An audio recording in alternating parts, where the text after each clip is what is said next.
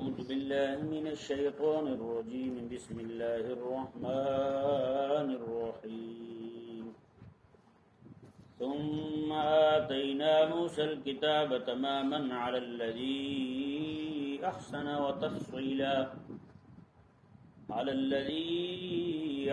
وتفصيلا لكل شيء وهدى ورحمة لعلهم بلقاء ربهم يؤمنون. سبحان اللہ. یہ مبارکہ کا تعلق بھی آیت نمبر 151 کے ساتھ ہے.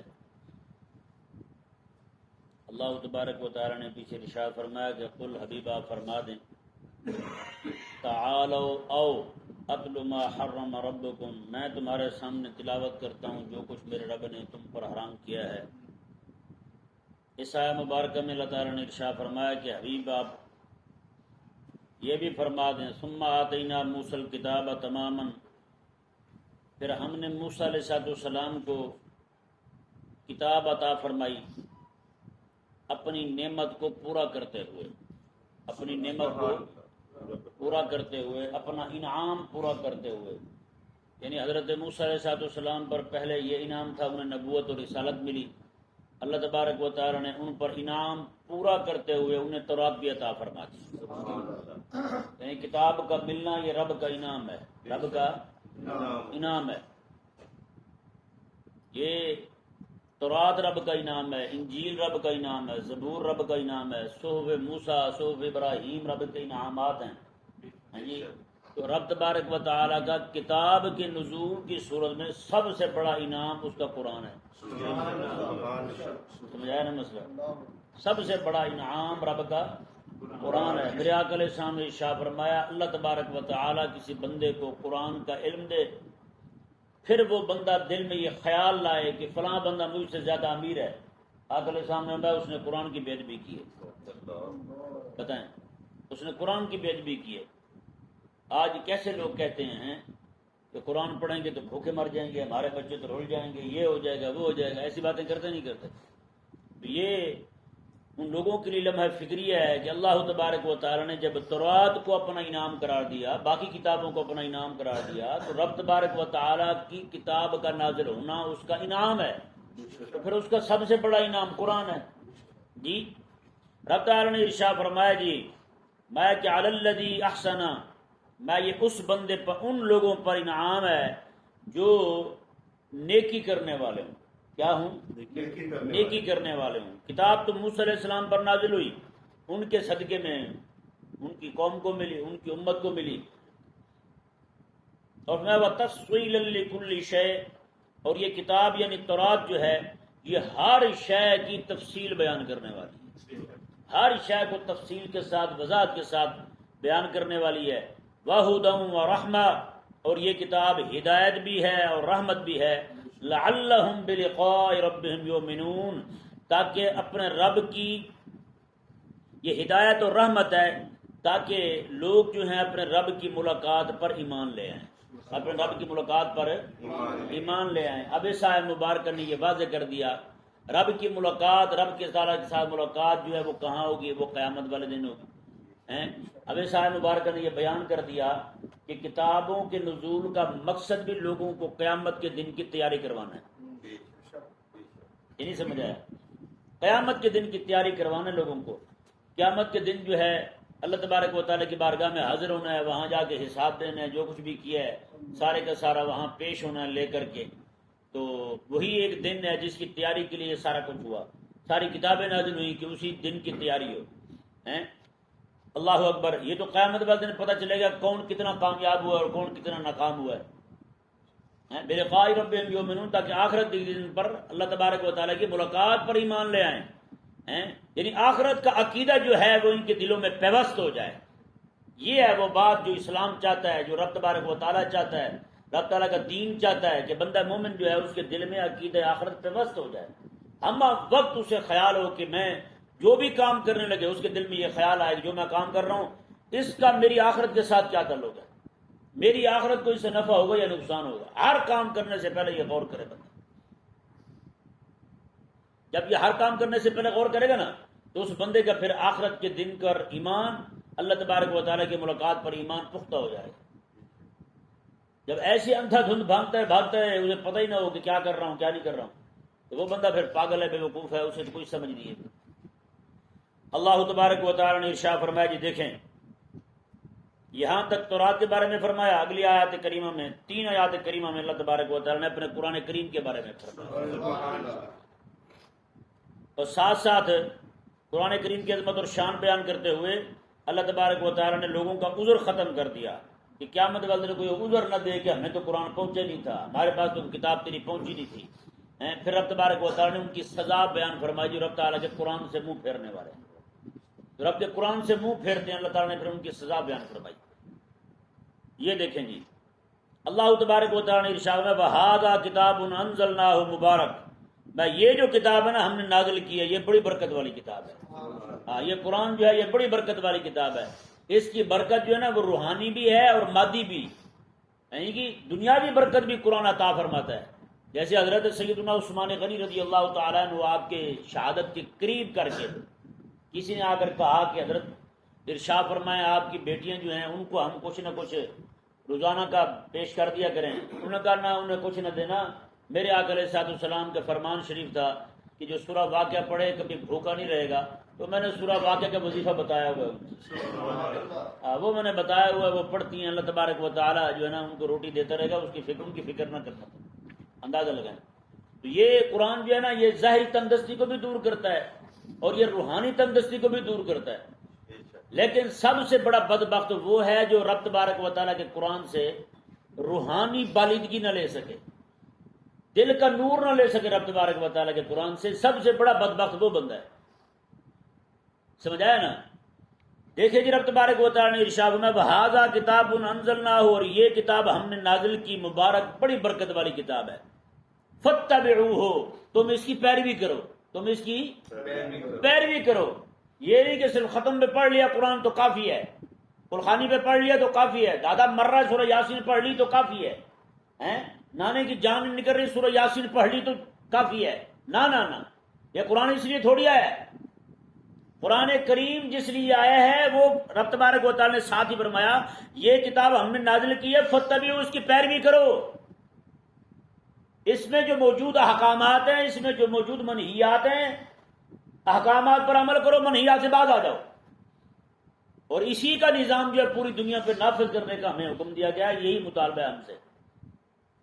فَاتَّبِعُوهُ کا لفظ جو ہے نا اتبعو، اس کی تم پیروی کرو، یہی بتا رہا ہے کہ اس قرآن کو نافذ کرنا ہے، اس کے احکامات جگہ جگہ جو ہے وہ نافذ ہونے چاہیے، ہر جگہ۔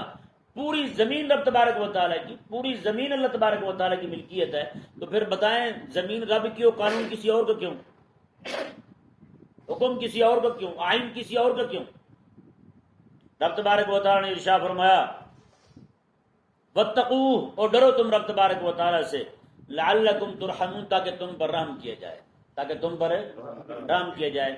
اس آیت مبارکہ میں ذرا غور کریں، رب تبارک و تعالیٰ نے رحم فرمانا جس چیز پر منحصر فرمایا ہے وہ ہے قرآن کی اتباع۔ کیا ہے؟ قرآن کی اتباع ہے بھائی۔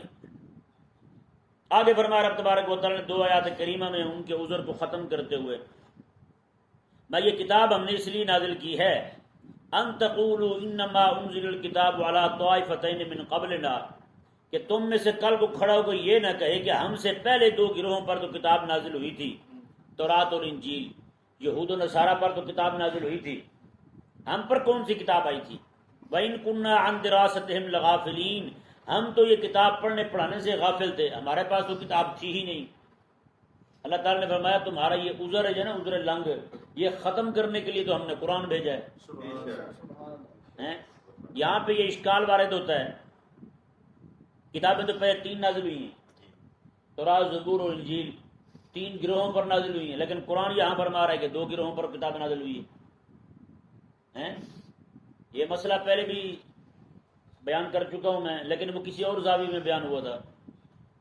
کتابیں 3 نازل ہوئی ہیں، لیکن احکامات صرف 2 کتابوں میں تھے۔ زبور شریف میں صرف ادعیہ تھی، دعائیں تھی زبور میں، صرف مناجات باری تعالیٰ، اللہ تعالیٰ کی بارگاہ میں مناجات کیسے کرنی ہے، اس کے آداب، اس طرح کی چیزیں تھیں اس میں، یعنی دعائیں تھیں اس میں، ٹھیک ہے نا. احکامات دو کتابوں میں تھے، انجیل میں اور تورات میں. دیکھیں جی رب تبارک و تعالیٰ نے ارشاد فرمایا میں کل کو تم یہ نہ کہو کہ کتابیں تو ان پر نازل ہوئی تھی، ہمارے پاس کون سی کتاب آئی تھی. وَإِن كُنَّا عَن دِرَاسَةٍ لَغَافِلِينَ، ہم تو کتاب پڑھنے پڑھانے سے غافل تھے، ہمیں تو پتہ ہی نہیں تھا کتاب کیا ہوتی ہے. اللہ تبارک و تعالیٰ نے ارشاد میں او تقولوا، یا پھر تم یہ کہنے لگو کل قیامت والے دن کیا لو انا انزل علینا الکتاب لکنا اہدی منہم، اگر کتاب ہم پر نازل ہوتی تو ہم سب سے زیادہ ہدایت یافتہ ہوتے. کتاب آتی تو پھر ہم عمل کر کے دکھاتے، کتاب پر اسے پڑھ کے دکھاتے ہیں، اس کی خدمت کرتے ہیں، ہاں کتاب کی پیروی کرتے ہیں، اس کے احکامات نافذ کر دیتے ہیں. اب کتاب آئی نہیں تو ہم کیا کریں. اللہ تعالیٰ نے ارشاد فرمایا فقد جاءکم بینۃ من ربکم وہدی ورحمہ، میں کتاب بھی آ گئی. فقد جاءکم، تحقیق تمہارے پاس تمہارے رب کی طرف سے بینہ، بہت بڑی دلیل. یہ ذہن میں رہے یہاں پر دلیل ہدایت اور رحمت سے مراد رسول اللہ علیہ وسلم. کتاب کا آنا پیچھے بیان ہو چکا، اب یہاں پر کتاب والے کا آنا بیان ہو رہا ہے. فرمایا تحقیق تمہارے پاس بینہ، تمہارے رب کی طرف سے بہت بڑی دلیل، سراپا معجزہ بن کر میرے حبیب تشریف لا چکے ہیں. اور وہ میرے حبیب ہدایت بھی ہیں، یعنی ہدایت دینے والے بھی ہیں، ہادی بھی ہیں، اور رحیم بھی بن کے آئے ہیں صلی اللہ علیہ وسلم. اللہ تعالیٰ نے ارشاد فرمایا، یہ دیکھیں آگے وعید بیان ہو رہی ہے. فمن اظلم ممن کذب بآیات اللہ وصدف عنها، میں اس سے بڑا ظالم کون ہے جو اللہ کی آیتوں کو جھوٹا کہے، جو اللہ کی آیتوں کو جھوٹا کہے. اللہ اکبر کبیرہ. اللہ تعالیٰ نے قرآن کریم میں ارشاد فرمایا میں کہ ولو انہم اقاموا التوراۃ والانجیل، میں اگر وہ تورات اور انجیل کے احکامات کو نافذ کر دیتے، لاکلوا من فوقہم ومن تحت ارجلہم، فرمایا کہ پھر انہیں ہم اتنا رزق دیتے، اوپر سے بھی ان کے رزق برستا، زمینیں بھی اپنے خزانے باہر نکال دیتی، زمین بھی اپنا خزانہ باہر نکال دیتی. یہ رب تبارک و تعالیٰ کا وعدہ تھا ان کے ساتھ. میں اگر یہودی اور نصرانی جو ہے نا ہمارے تورات اور انجیل میں دیے ہوئے نظام کو نافذ کر دیتے، میں پھر انہیں ایسے ملتا. اب بتائیں یہی وعدہ تورات اور انجیل جو چھوٹی کتابیں ہیں ان کی حکومت نافذ کرنے والوں کو تو رب تعالیٰ فرمائے، تو جو بندہ رب تبارک و تعالیٰ کے قرآن کا نظام نافذ کر دے. حضرت سیدنا عمر بن عبدالعزیز رضی اللہ تعالیٰ عنہ کے زمانہ مبارکہ میں 8 صبح سے زکوٰۃ واپس آتی ہے، 8 صبح سے زکوٰۃ واپس آتی ہے. لیکن زکوٰۃ لینے والا کون نہیں. زکوٰۃ دیتے تھے نا، ایک بندہ لے کے جاتا تھا کسی بندے کو دینے کے لیے، اس نے کہا جی یہ زکوٰۃ ہے. اس نے کہا کیوں، مجھے کیوں دینا ہے؟ اس نے کہا پچھلے سال آپ نے لی تھی. اس نے کہا پچھلے سال لی تھی، اس سال اللہ تعالیٰ نے مجھے خود صاحب نصاب بنا دیے، میں تو خود بندے ڈھونڈ رہا ہوں زکوٰۃ کی. اندازہ لگا. اور یہاں پہ اندازہ لگائیں آپ کیا حساب ہے بیچارے غریبوں کا، کیسے پس رہے ہیں، ظلم پہ ظلم ہو رہا ہے، ٹیکس پہ ٹیکس لگائے جا رہے ہیں. اوپر سے پھر بھی قوم پہ رب تعالیٰ کا عذاب ایسا ہے، قوم پھر بھی انہی کو نجات دیتا سمجھتی ہے. اللہ اکبر. یہ اندھے پن کی دلیل ہے. تو رب تبارک و تعالیٰ نے ارشاد فرمایا فمن اظلم ممن کذب بآیات اللہ وصدف عنها، میں کہ اس سے بڑا ظالم کون ہو سکتا ہے جو اللہ تعالیٰ کی آیتوں کو جھوٹا کہے، وصدف عنها، اور اللہ کی آیتوں سے منہ پھیر لے، اللہ تعالیٰ کی آیتوں سے منہ پھیر لے، منہ پرلی طرف کر لے رب تعالیٰ کے قرآن سے. اللہ اکبر. رب تعالیٰ نے وعید شدید بیان فرمائی میں سنجزی الذین یصدفون عن آیاتنا سوء العذاب. اللہ اکبر. یہ ذہن میں رہے جہاں بھی عذاب کا ذکر ہے نا، سوء العذاب کا، شدید عذاب کا ذکر ہے، وہاں پر کافروں کے ساتھ خاص ہے یہ عذاب. کس کے ساتھ خاص ہے؟ کافروں کے ساتھ خاص ہے عذاب جو رب تبارک و تعالیٰ کا انکار کر چکے ہیں. اب جو بندہ رب تعالیٰ کی آیتوں کو جھوٹا کہہ چکا ہے مومن کہاں رہا؟ اب بھی جو بندہ کہتا ہے جی قرآن کا نظام نافذ کر دیں تو ہم تو بھوکے مر جائیں گے، بتائیں مومن ہے وہ؟ رب تعالیٰ قرآن میں وعدہ کرے میں تمہیں دوں گا اور یہ کہ بھوکے مر جائیں گے. رب تعالیٰ کی قرآن کی آیتوں کو جھوٹا کہا ہے نہیں کہا اس نے؟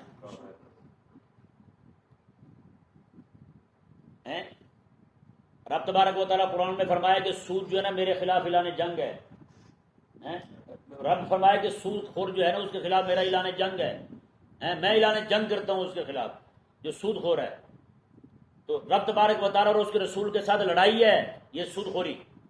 اور ہماری قوم کہتی ہے، ہمارے حکمران کہتے ہیں، ہمارے کرتا دھرتا لوگ جو ہیں پورے ملک کے وہ کہتے ہیں سود کے خلاف بغیر تو ہم تو بھوکے مر جائیں گے.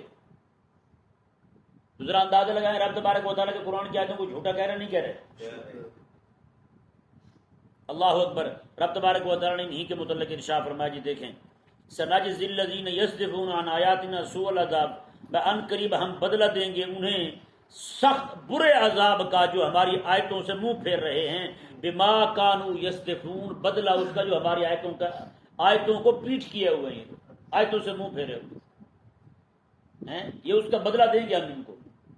اللہ اکبر۔ جگہ جگہ آج دیکھ لیں رب تبارک و تعالیٰ کے قرآن کی آیات کا مذاق اڑایا جا رہا ہے۔ رب تبارک و تعالیٰ کے احکامات میں سے ایک حکم کو بھی کہیں نہیں چلنے دیا جا رہا، ایک حکم کو بھی نہیں چلنے دیا جا رہا، یار یہ رب تعالیٰ کا حکم ہے، رب تبارک و تعالیٰ کا دین ہے، نہیں۔ اللہ تبارک و تعالیٰ ہم سب کو سمجھنے کی توفیق عطا فرمائے۔